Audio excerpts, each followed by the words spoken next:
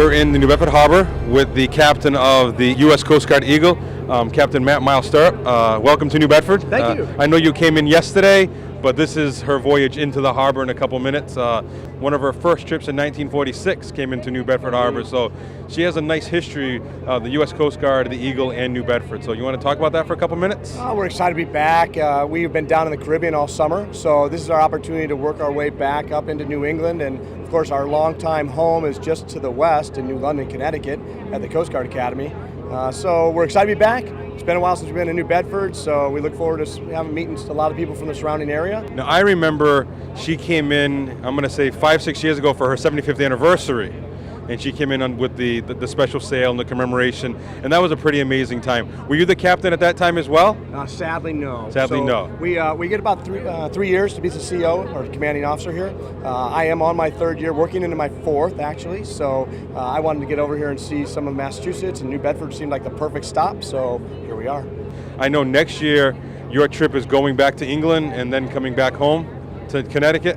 Still to be determined. So we do work our schedules. There are some commemorative events over in Europe next year, 75th anniversary of the invasion of Normandy, D-Day. So that is one that we are looking at. We'll see how that plays out. We'd like to get around and try to do those events. So this year we helped commemorate Chile's 200th anniversary. Last year was Canada's 150th. So events like that are a great draw, and lots of people come down to see the ship.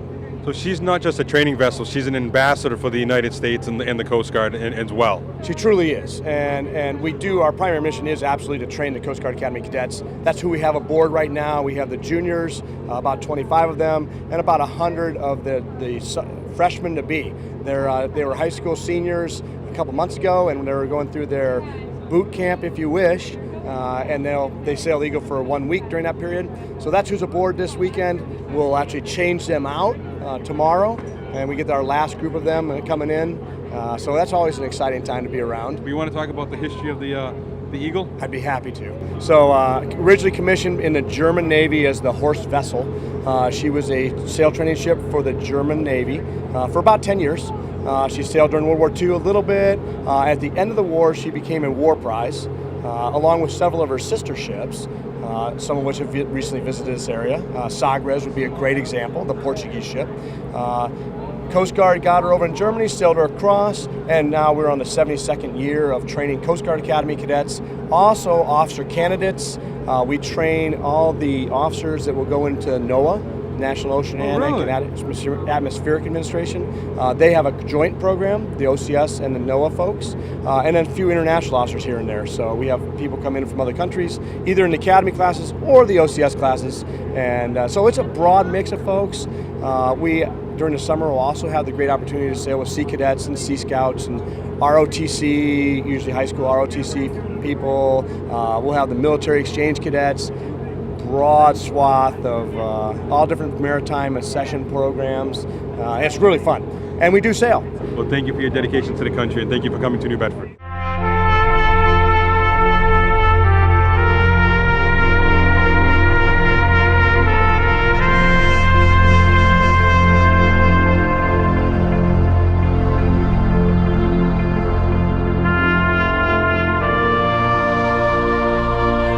And now we're talking to the Public Affairs Specialist for the Eagle.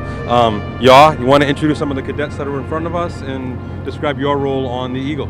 Yeah, so right here we've got just a small amount of the cadets. They're in their kind of in their boot camp phase right now. They're called swabs, and so they come aboard and they do a lot of training. They'll set the sails and they'll do all that kind of stuff. Yeah, we'll have you chat with them here in a second. And so my role on board is basically to gather a lot of imagery, video, everything, just document. I also will put out press releases when we're coming in and leaving port and stuff like that for tour times, and otherwise just general media stuff and keep the public and everyone informed. That's amazing. So how long have you been on the Eagle? I've only been on the Eagle for about a month now. I joined the boat in Curacao, and I'm actually going to be departing here in New Bedford. So where are you going to go next?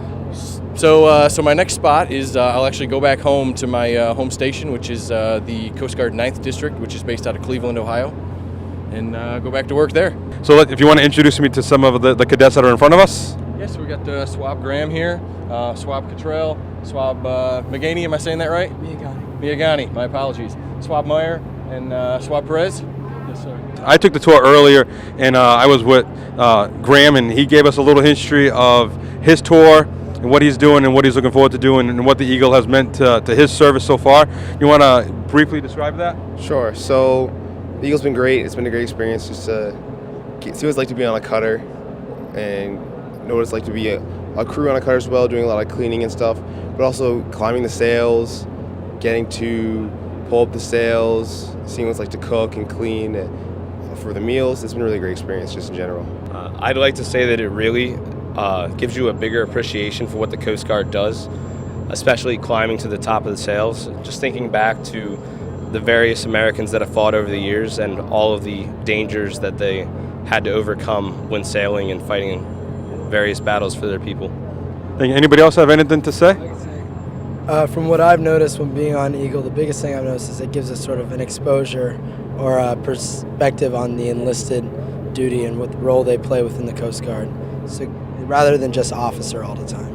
I think our work here on Eagle, it's really helped us form a closer bond, really work on our teamwork, some of our leadership skills, and obviously some of our followership skills, since we really don't know what's going on at first, and really learning what we're doing, learning from the crew. It's been a really great experience. I've learned a lot this week. I think it's really eye-opening to see the differences between the Academy and the fleet, and kind of the lessons we learn at the Academy, how they really apply to the fleet. I think this week has been a great example of that. If you stay in the Coast Guard, or if it's just a period of your life, we all thank you for what you've done and what you're offering. So congratulations, and for as long as you're on the Eagle, and enjoy your time. Thank you, gentlemen.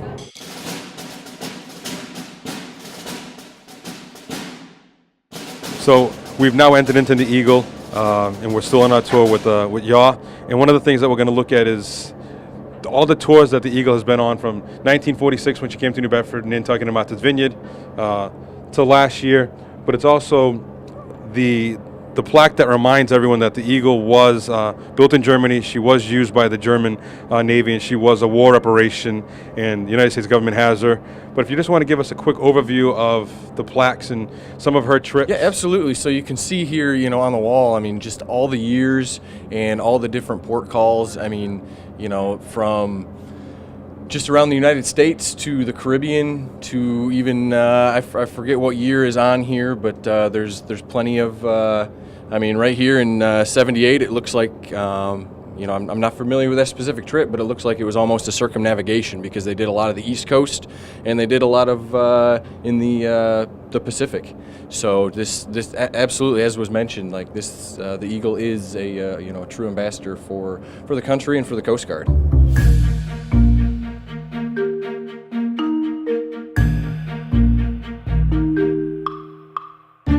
So we're in what I'm calling the Admiral's quarters. His living quarters are in there, and this is where I'm assuming when he wants to meet with the other officers on the ship, that this is where these meetings would be held and discussions would be held as it relates to where the Eagle is going and what she's been doing or her next journey. Yeah, a little bit. This kind of is more just this area for dining and stuff with the captain. But if there is an admiral on board, then yes, the admiral would stay in those quarters, and this area would be for their use. That's interesting because when I was on the tour earlier, the gentleman that gave us a tour said a lot of this of what is on the boat today was when it was originally built and manufactured for use in the German Navy. So can you elaborate on that for the people that are going to be watching at home? Yeah, absolutely. So yeah, like you mentioned, a lot of the stuff that's in here is original to the boat when it was laid down by the Germans. The table here, that's original. Even these lamps, although they've been converted from gas just to kind of bring it into the 21st century, the lamps themselves are still original as well. So it just shows you how not only has she been an ambassador for the country, but it's also a educational learning vessel for the people to always remembering her history and how she's continued to advance with the time and the ages. You don't throw something away because it's the 21st century. You can make things work in today's world and still teach kids or young men and women the importance of celestial navigation or things of that nature, because GPS and satellite is great, but if something is to happen, what the skills they're learning today translates and never goes away. You don't have to be going out to sea or spend enough time on the water to know that GPS can fail, stuff can fail. So knowing that stuff and having those backup skills of navigation, how to read a compass, how to read a chart, they're all invaluable skills. So interesting thing here with Eagle is actually, so Alex Haley, the author of Roots, sailed aboard here in the 70s. An interesting thing with Alex Haley doing my job as a public affairs specialist is he was kind of the guy that kind of started my rating. He was he joined the Coast Guard in the late 30s. And there was a lot of folks on board at that time that couldn't really read, or they could read, but they really didn't have the skill to write and stuff. So he kind of got his start along his journalism career path, and on to being an author by helping some of his fellow shipmates actually write letters during the war. So right now we're in the wardroom, and so a lot of times there'll be meetings that'll take place here. We'll hold navigation briefs sometimes. We do a mentoring program aboard the vessel, so sometimes those meetings will be held in here. And otherwise, this is where the officers and guests will normally dine. You want to describe what's in the case and some of the artifacts in the room? Yeah, absolutely. So in a lot of these cases and on the walls and all that stuff is just memorabilia from the time Eagle started with the Germans up till now. So we've got ties to navigation, ties back to even back to the Coast Guard Academy with some of the hockey pucks, and even going back to the Germans, we've got stuff of original sails from when the Germans had her, original uniform items, that kind of thing. So just a really eclectic mix of things from Eagle's history. Being a history nut, a lot of this stuff really, all of it really speaks to me in its own different way. Just seeing the difference between, all of some of the modern stuff and just how it really flows into Eagle's past.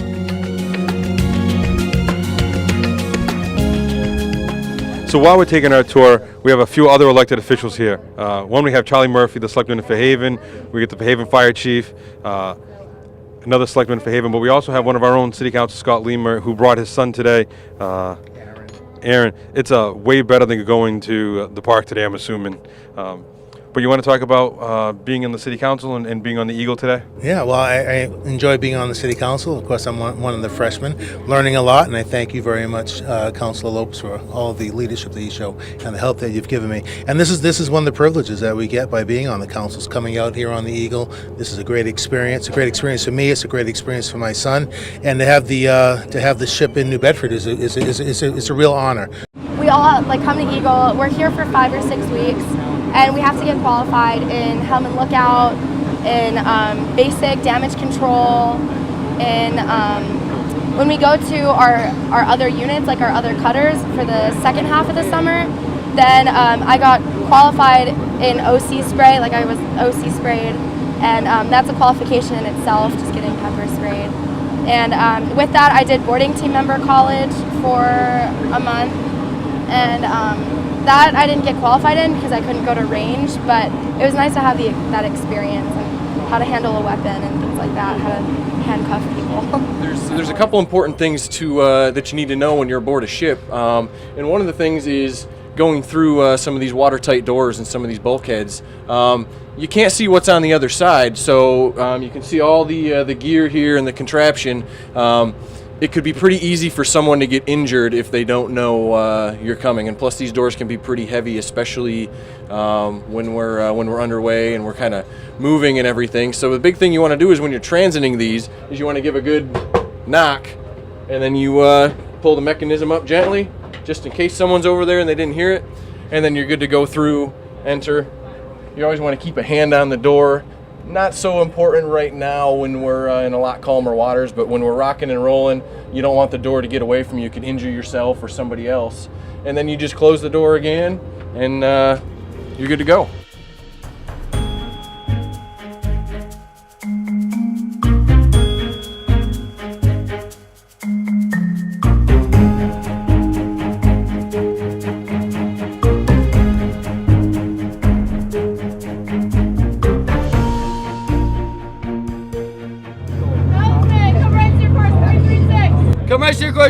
336 high.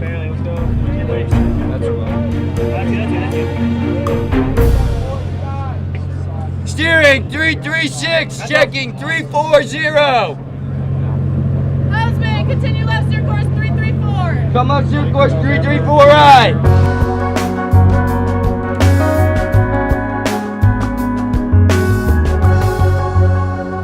You want to tell the viewers at home what this is and what it's called and what the use is today? Okay, yeah, absolutely. So when the Germans had the vessel here, this would have been the captain's coffin. Would have been basically if something happened to the captain while they were underway, then remains would have been put there and until they got home. Today it's just kind of still here. No plans to put the captain in it if something should happen to him. But what it does is it basically helps protect some of our steering gear and all those mechanisms now, just kind of from the elements. Making a 19th century, 20th century to the 21st century, but the history survives and the name and the moniker of it still exists.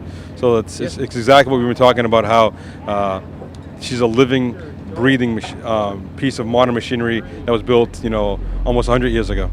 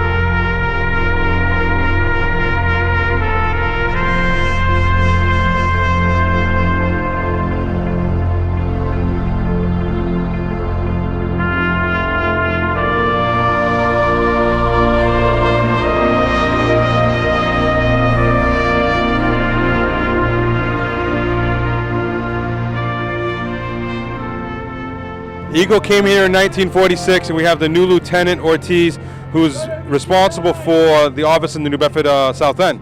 You want to give a brief discussion of your time in the Coast Guard, the Eagle, and being in the city? Yeah, absolutely. Coming into the city, I've been in East Providence for about, I would say, 3 years now, and then coming over to New Bedford, it's been a wonderful transition. Last time I was on Eagle was about 8 years ago. This is a great day. We couldn't have asked for a better day. The sunshine, the weather, it's awesome. And being invited on the Eagle on this beautiful tall ship to sail into the New Bedford Harbor is quite an experience, and I'm so happy that we had the opportunity to get on board and meet a lot of the cadets. My experience in the Coast Guard has been pretty much all positive. It's done a lot for me, afforded me and my family a lot of different opportunities to travel and see a lot of different sites. And they have a diverse mission set here in the Coast Guard, and I've been fortunate enough to pretty much dabble in most of them in my 15 years. Right now I'm a response officer. I work on the Cape, handle anything from search and rescue to pollution, trying to keep our maritime environment safe.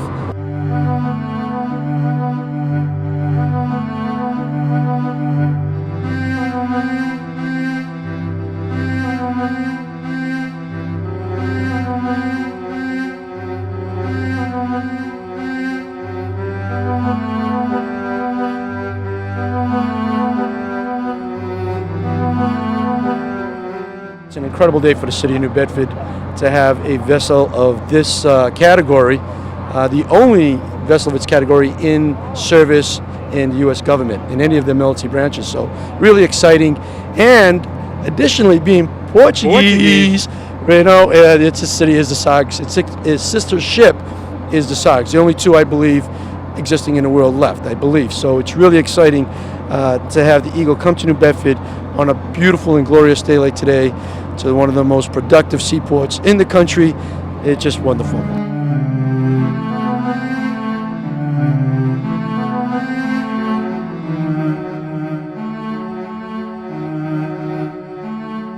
Right now, this line, as we can see below, is going to come under tension. We have a tugboat alongside and one more further aft.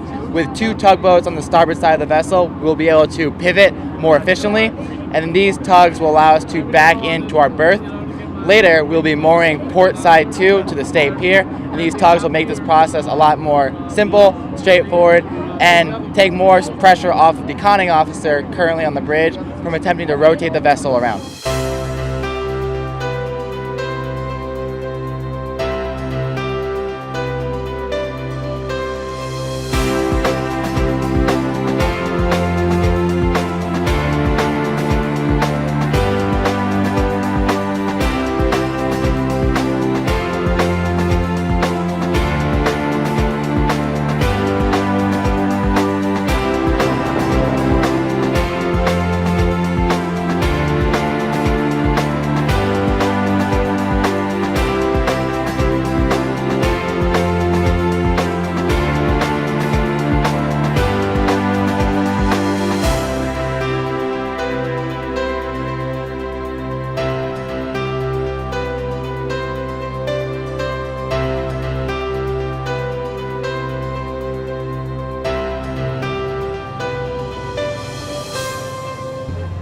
This is a little telescope that I'm using to spot an object that was assigned to me as a means of figuring out the boat's position.